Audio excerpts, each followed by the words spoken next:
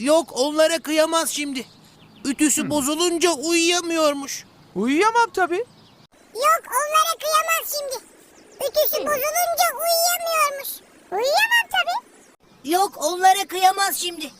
Ütüsü bozulunca uyuyamıyormuş. Uyuyamam tabii. Yok, onlara kıyamaz şimdi. Ütüsü bozulunca uyuyamıyormuş. Uyuyamam tabii. Yok, onlara kıyamaz şimdi. Ütüsü bozulunca uyuyamıyormuş. Uyuyamam tabii.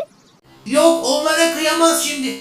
Ütüsü bozulunca uyuyamıyormuş. Uyuyamam tabii. Yok, onlara kıyamaz şimdi. Ütüsü bozulunca uyuyamıyormuş. Uyuyamam tabii. Yok, onlara kıyamaz şimdi. Ütüsü bozulunca uyuyamıyormuş. Uyuyamam tabii. Yok, onlara kıyamaz şimdi. Ütüsü bozulunca uyuyamıyormuş.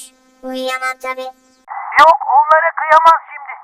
Ütüsü bozulunca uyuyamıyormuş. Uyuyamam tabii. Yok, onlara kıyamaz şimdi.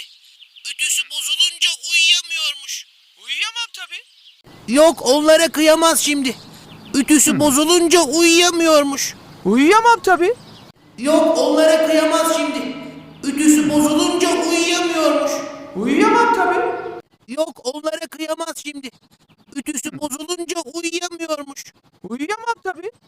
Yok, onlara kıyamaz şimdi. Ütüsü bozulunca uyuyamıyormuş. Uyuyamam tabii. Yok, onlara kıyamaz şimdi. Ütüsü bozulunca uyuyamıyormuş. Uyuyamam tabii. Yok, onlara kıyamaz şimdi. Ütüsü bozulunca uyuyamıyormuş. Uyuyamam tabii. Yok, onlara kıyamaz şimdi. Ütüsü bozulunca uyuyamıyormuş. Uyuyamam tabii.